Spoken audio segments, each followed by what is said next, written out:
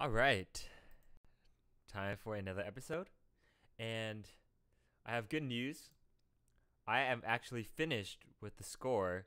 I know I kind of went ahead with this, ran with it, and, you know, didn't stream everything, but it was just so much faster for me to do it um, just off stream. And basically, so what I did, what I had left was finishing the bridge from last time and finishing the last chorus, basically. And I pretty much just patched some things up. I put in all the syllables. I put in dynamic markings. So we can just listen to the second half of the song so you guys can get an idea of what actually changed. And then oh well, let me fix this real quick. um, so you can get a sense of what actually changed, right? And I'll go over some of the changes I made as well. And next, if you're wondering what this colorful thing on the side here is, this is called Soundtrap. It's basically GarageBand if you want to think about it that way. And if you used GarageBand before, basically it's kind of like a, I forget the exact name, digital audio workspace, a DAW. And I can basically record each part separately. And what I'm trying to do here is I am going to be singing into this microphone and overdubbing myself, basically, in the style of like Jacob Collier, for example, or many other famous solo a cappella artists. And yeah, we're just gonna see how that goes. And I'm trying to get that finished. So there may be some changes that I make based on what I'm singing and what sounds good or not, or any new ideas that I have. But otherwise, we can kind of be expecting to just record what we have here on the note flight, basically. So I'm gonna go ahead and save this and then refresh it, because actually, I mean, I could refresh both of them, because this is definitely a little slow right now. Okay, let me refresh this, and we'll do the same with this new rules arrangement on the soundtrap here. So for now, it's just me. Okay, good. Oh, thank you, soundtrap. That's so nice. Okay. Also, this microphone, it doesn't look like it from the angle that the computer's at, but it's now actually directly in front of my face. So that's the optimal way to generally record. You want it just a few inches from your face. When you're singing stuff like, when you're singing stuff like bass and vocal percussion, you really want it to be essentially touching your face. So, yeah, as close as possible. People say like right up to your nose, or on the what do they call this? The roof of your mouth? No, that's referring to the inside, but just like right up here. Okay. So, I mean, actually, while Noteflight's loading up, you can actually listen to it on Soundtrap. So Noteflight has this nifty feature. I promise I'm not like a shell. I do find that interesting, is that you can directly import a audio file into that is not promising into Soundtrap. So that's pretty nice. Okay, so let me see where the middle. Oh, the only thing is that the percussion's off. Yeah, the percussion unfortunately is rendered as a as a piano, basically. So all the snares, it acts as if it were a treble clef, so it ends up hitting up there. Okay, anyways, come on. What is going on here? Do I need to just close that out? You see my beautiful desktop screen. Okay, let's see if we can get Note Flight going here. New rules. Okay, I've still spent more time on bass song. That was another arrangement I did. That was featured in our ICCA set. For those of you who don't know what that is the International Collegiate Competition of Acapella. It's the thing in Pitch Perfect, if you've watched that. It's the competition. It is a real thing. So, okay, cool. Is there any way I can So you might have noticed things look a little smaller. I have to fit everything. So because we're putting this out for people to read during rehearsal, right? We can't just print one long tapestry of music notes. Although that would be kind of cool. But yeah, it was coming out to like something like 3 measures per page, which is, if you think about how many measures are in this song, it's like 90. So that would just be too many pages, right? So I had to shrink all the text, shrink all the music. People who do manuscript work, engraving work or whatever, transposing, you guys understand the struggle, right? It's real. Okay. Anyways, okay, so here we are. So so I'll just start from the place before. So on the chorus 2, I said that I want to add more rhythmic diversity, so you can look for that. The bridge has been reworked a bit to be less just the chords and more actual moving patterns, and it's been cleaned up a bit. It's a little less colorful than it was before, I'll say that. And then the last chorus and outro has been revised to be a little more dramatic. So here we go. We'll start from the pre-chorus 2.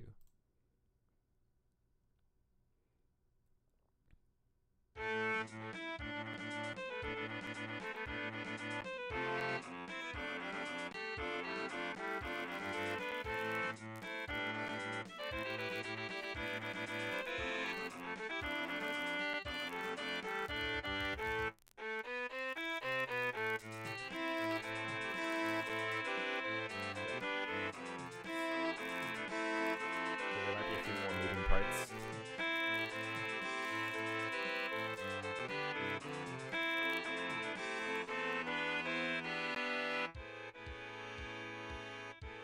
Right, so we jump directly into this part.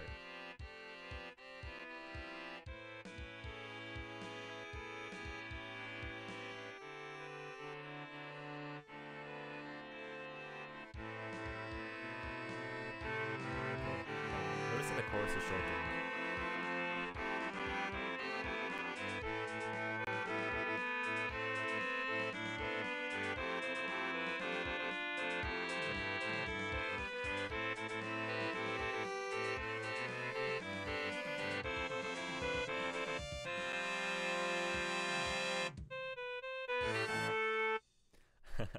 Okay. So yeah. So just to go over that briefly. So actually, I think chorus 2 is mostly the same, just with some fixed syllables and things like that.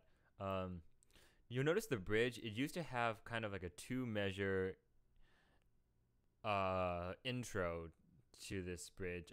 It was pretty complicated progression. I actually had basically like a cycle of fifths. I think I had like 4 of them stacked on top of each other. So if you play like string instruments, violin, cello, you'll know what that sounds like. All the open strings together, basically. It's very open and ringing sound.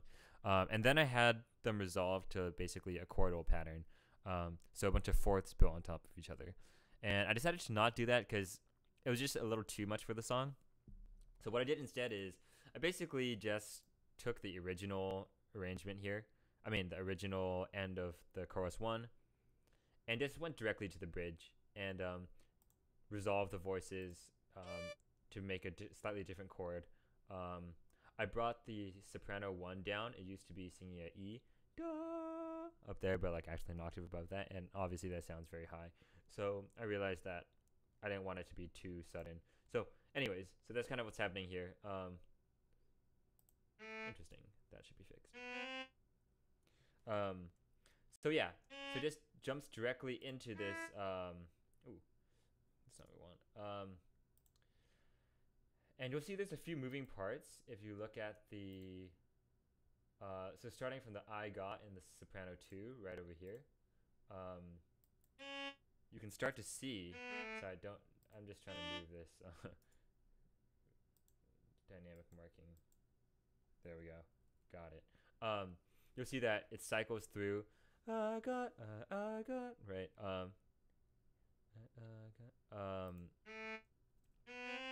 And that just gives it a little more direction. So that was there before, but then you have this I got new on the tenor 2. So it basically splits up a lot of the melody elements in this song. and it splits them around. And once that save is done, I'm just going to move forward so you can see a little more of what I'm talking about. Okay. And then the same thing here. I didn't want to keep this exact same block chord structure because then, you know, you literally have heard that before and it's less interesting. So I split it up into appeal. This should be fixed as well. See, there's always these little things that are not quite. Okay. So this is going to sound like da da da da da da. I chose these chords specifically. There's a lot of space between this. This is essentially sounds like this. Da da da, and then da, octave up. So you don't have that seventh, and you're lacking. You don't. Well, I guess you do have these, but these are strengthening it. This is going to be the fifth and the second, really a nine, and that's echoing. And these two voices are echoing the alto, so alto tenor 1, soprano 1 to tenor 2. Really, it's this color chord that brings a lot of life out here, because you'll see how the resolution is going da da, right? So it goes down half step, and then it's carried over to the tenor 2s. Do do, so da da da da da. So there's some voice leading there, some chromatic motion, which definitely strengthens the return to the tonic. And here you'll notice that I reharmonized this, which is, I mean, it's normally an F major chord. This song is consistently and repeatedly like 2 measures of A minor, 2 measures of F minor, and so on, or F major rather. And F major is actually the major 6 chord, and it's pretty close to the 4 chord, right? So in that case, since we're in the key of A minor, the 4 chord is going to be D minor, right? And basically, I did like a major borrowing sound. You'll have this nice D major sound, do do do, resolving to do do do, and then to A minor, do do do. So it's kind of a pretty standard, but like a pretty lyrical kind of progression in a way that adds a lot more color and definitely makes a lot of sense in context of the song. So anyways, we'll play through that section, and then we can talk about the chorus 3 that I added. And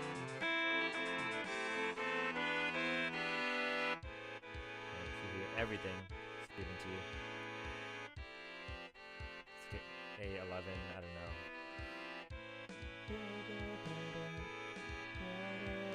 See the sawtooth carrying. Okay, right. So you hear that do do do do do do. Very popular in like a lot of, for lack of a better term, alternative music. Okay, and also just realized I need to fix the lyrics here. So let's just go ahead and, I guess we need to add the lyrics. And let's go ahead and give that a tie. So go to the duration.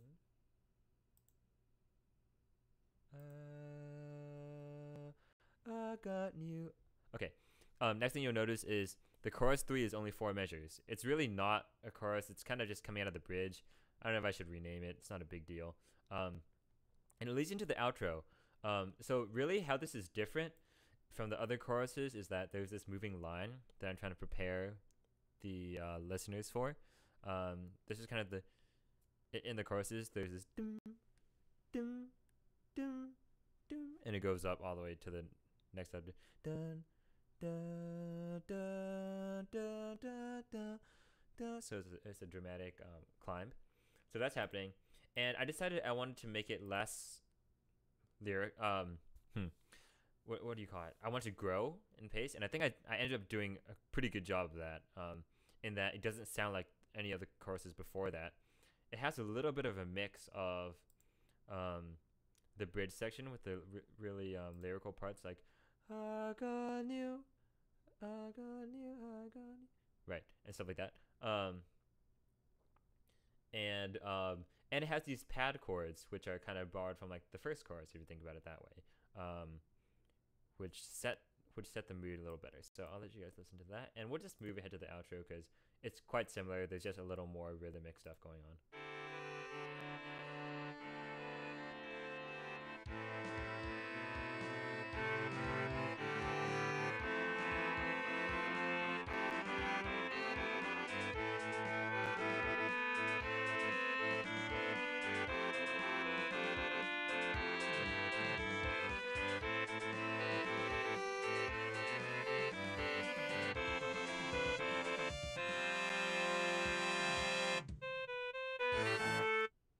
Right.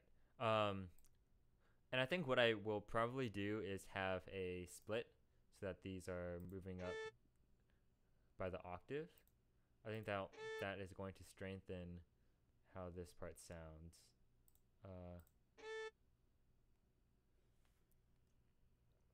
Just in terms of so that it's not just a very high belty part. There's also this chested register underneath, which is really what we're looking for. Which is really going to support the sound, and there'll be more of a color. Is there a way to quickly add an octave? I'm not sure. Whatever, I'm almost done. But so you get the idea. Maybe we just do C. Oh, well, that gets rid of the other one.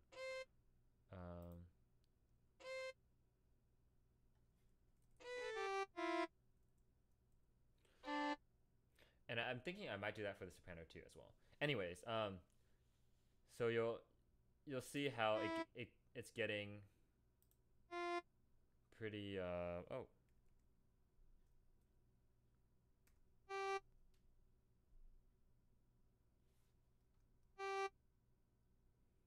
Yeah, you see how it's getting pretty intense here, right?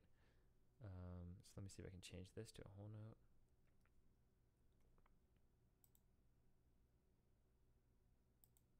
So note flat is so slow. Let me go ahead and just give me any note.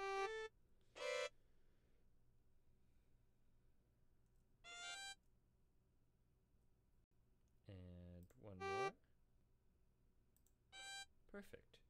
And let's go ahead and add that tie to both of these. I think it's duration. Yeah. Oh, it's the apostrophe sign. No? Oh, the comma. There we go. Perfect. Okay. Well, now that we've changed that, I mean, we can give it another listen.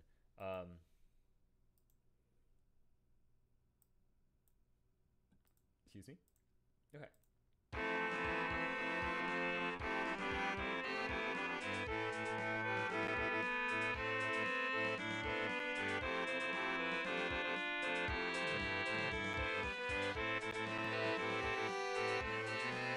You see that this melody is passed around.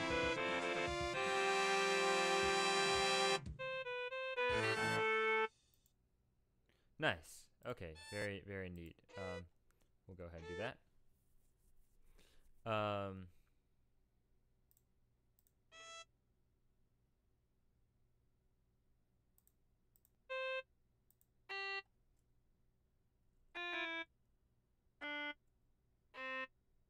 Okay. And let's just go ahead and let's give everyone all the girl parts, or the higher voices, just a doubling to make it stronger. There we go. And on this high note, do the same thing. Give it a doubling. Really strengthen that middle sound. We don't want it to just be a heady kind of voice, right? Okay. Sweet. Let's go back and save it again from the outro.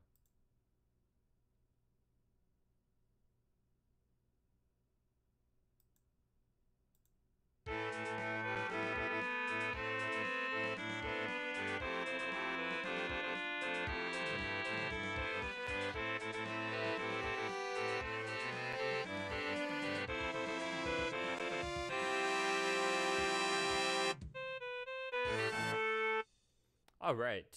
Um, sounding good. And this is let's port it over again to what do you call it? To Soundtrap, because we're ready. So first of all, we can just exit from here. And then we'll load up the new one. And new rules. Okay. Just go ahead and delete that. And I'll show you guys how to do it. So what you can do is go here. You can, is it score? Yes, score export. You can just do it directly to Soundtrap. So I think that's that is really cool, to say the least. Okay, so I'll load back Notefly on this screen. Don't worry, it's just for now. I'll get everything set up, and let's go ahead and label all of these correctly. So this is going to be vocal percussion 2, so the auxiliary rather. Okay, vocal percussion 1. Vocal percussion is the formal name. A lot of people will call it perk or beatboxing, but when words are given and when like arrangement credits are written and stuff like that, it's always vocal percussion. I like it, actually. I feel like it gives it more of a sense of legitimacy when you're talking about it, I feel like, in terms of musical terms. And just make sure this is right. And oh yeah, Rachel is now soloing this song, so let's put her name down. I can start getting into it, writing down who exactly is doing what, assigning the parts. We have 15 people in our group, and we're a co-ed group, of course. I hope you would have picked up on that by now if you didn't. And yeah, so here are our parts, and we have 15 people. So let me just see how the breakdown will be. So if we have 1 on VP2, let me mute these as well because they're not. I'll explain it a bit in a second. So we have 1, 2. We have 1 bass. We have 1 baritone. We have 1 tenor 1 and 1 tenor 2. This is assuming that both of the vocal percussions are guys. If we have 2 girls on vocal percussion, we could have potentially Riley, or we could have Mara, who's also doing that. Which leaves us, and we have 1 soloist who's a girl, which leaves us with 6 females. So we could do it even. Oh, did I say? Wait. Oh no. Okay, so we have 8 females in total. So we could do 3, 2, 3. We could put one of the girls on a percussion part. I think it would be good to have Anthony, our one of our less experienced ones, do one of the percussion parts. So there'll be some continuity for next semester as well.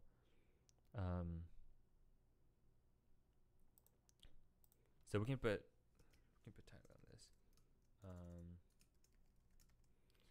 One important thing to consider is just who is going to be on what part, in terms of their own personal strengths and blending ability, right? So let's just hypothetically say Anthony is there, and then I am a bass. I will be singing the bass. Then we can split up the baritone. So we can split up into this this order. I think Ryan is our next lowest voice. Tenor 2, we can have tenor 2, we can have Ethan. And we can have Rama on tenor 1. I'm actually not sure whose voice is higher. It just sounds like Rama's singing high things frequently. So, okay, and for soprano, let's see if we can put Riley, Maddie, Mara on SOP 1. Although I don't know if we need 2 of them really. If we need 3. 3 might be a little extra. Okay. Let's see here. Bailey is definitely an alto. I'm not actually not too sure who the altos are anymore. I know Paola is also a soprano one, so that's interesting. But for the, I always assign Sally as sop 2, just because that seems to be where she is. Paola, Sally, makes sense. I guess we can put Tati on,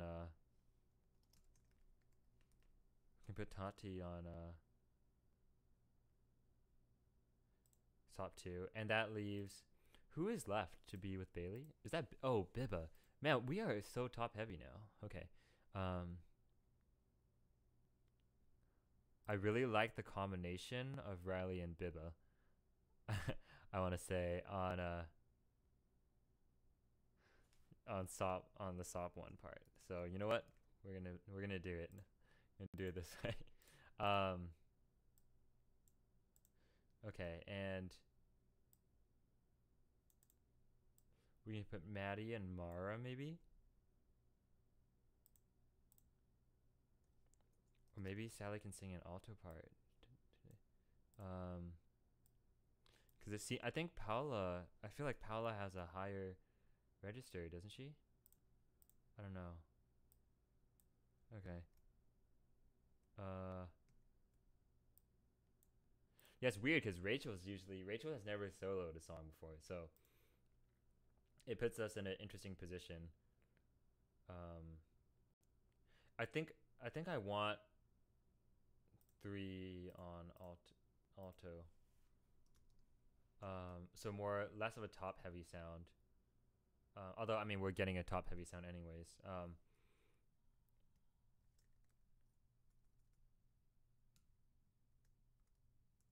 Wait. 3 3 2. Yeah, there's 8. But who's here? We're still missing someone. Who am I missing? Riley, Biba, Sally.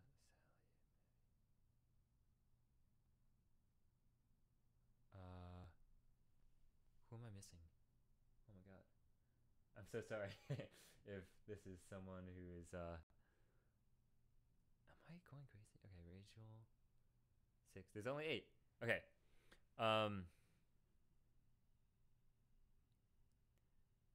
I cannot think of this person. Okay, Bailey, Rachel, Tati, Sally.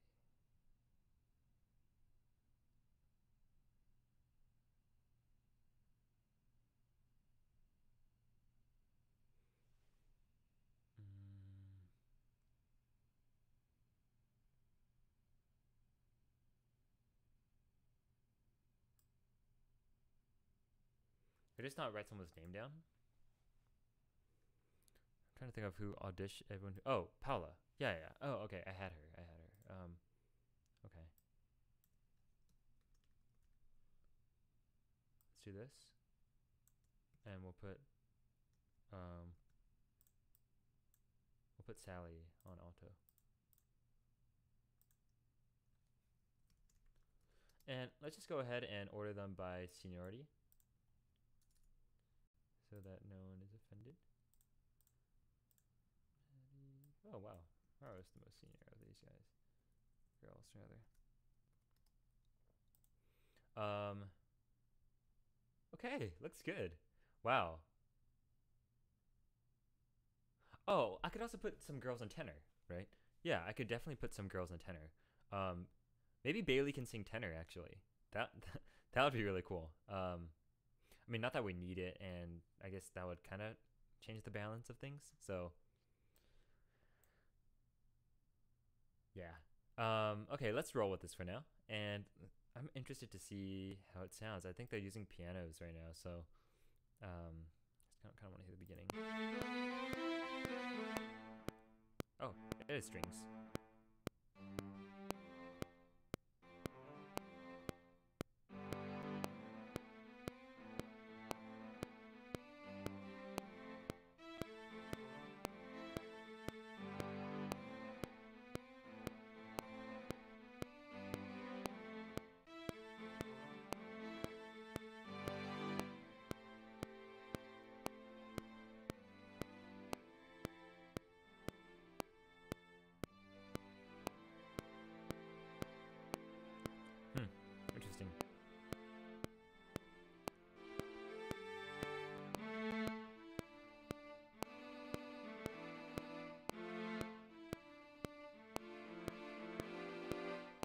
Definitely sounds better with the actual percussion behind it. I'll say that.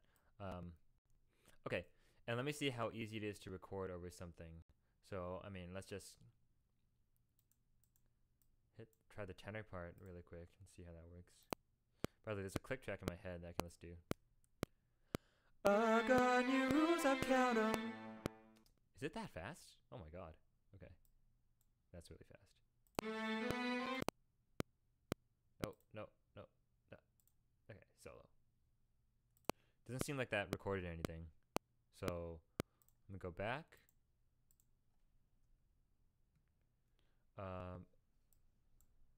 I guess this is gonna be a little mini Soundtrap tutorial.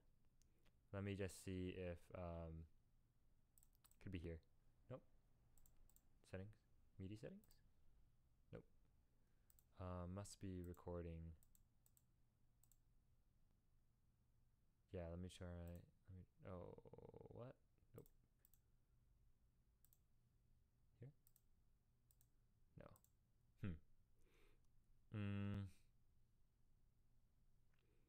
Let me just maximize this page to see if there's any way we can fix the audio. Or when in doubt, you know, you can always refresh it too. So do this quickly, and we'll cut it short if it looks like there's going to be some more configuration needed. And then on the next stream, we can go ahead and, you know, actually record things. Okay, let me just try it again. I mean, what does R mean? That has to stand for recording, right? Yeah. I got new rules, I count 'em. That just seems so fast. Okay. Clearly something is still wrong. Let's try it without that sign. I guess the same thing's gonna happen. I got new rules, I count 'em. Nope. Okay.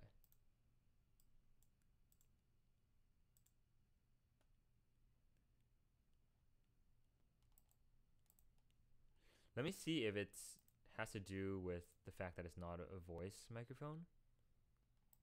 I feel like that could be a thing. I got new rules, I count 'em. That sounded like something happened. Yeah. Okay. Okay. So it needs to be a microphone. Jesus, this reverb. I hate it. Okay. What is panning? Panning? Oh, okay. We want it to be dead center. It's also weird. I can hear myself. So maybe I want to turn off the monitoring. It's a little distracting. Okay, even less reverb.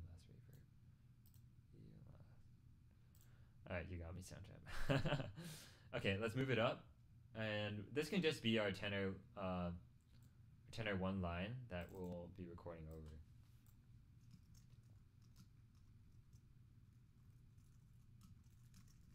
Let's make it the same thing for now. And how does that sound? About to hear myself and I got new rules, I count 'em. Okay, whatever. I got new rules, I count 'em. I do have a little bit of a slide. I got new rules, I count 'em. It should really sound like that. So maybe we can just do it one more time as a, you know, also to practice demoing this. And then I'll get it right, hopefully. This should be on. Nope. I was about to complain about how I hate that it waits 8 measures, or 8 beats, but I still came in late, so. I got new rules, I count 'em. Oh, nope, no. I don't even want to hear that. I know that was bad. Okay, and I'll try to do it fast because this is more for learning purposes, right? I'm not actually going to release a single like Jacob Collier. Nope. Whoa, what just happened? Why did everything stop? Ah, here we go. There we are. Okay. One more time. I got new rules, I count 'em. Okay, a little tense, but I think that worked. I got new rules, I count 'em. I got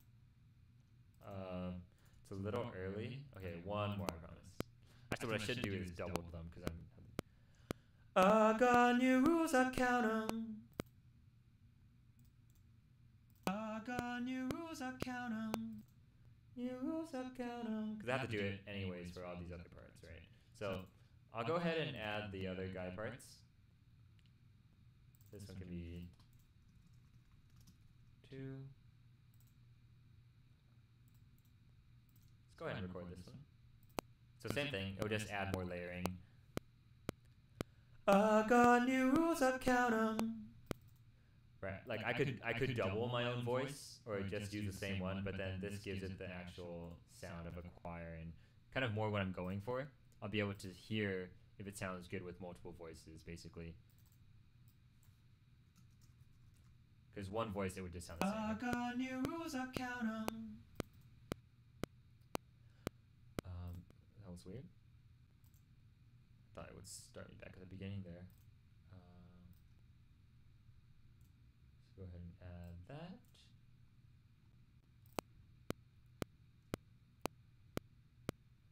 I got new rules, I count 'em. Okay, cool. So we have 3 of these guys now, and that should be all the same, right? Let's try it out. Go ahead and save that. Did Apple Save just not work? Okay, Command Save. Nice. Nice. Actually, really nice. I love how I can hear like my frantic double clicking at the end. Don't really love it, but. Oh,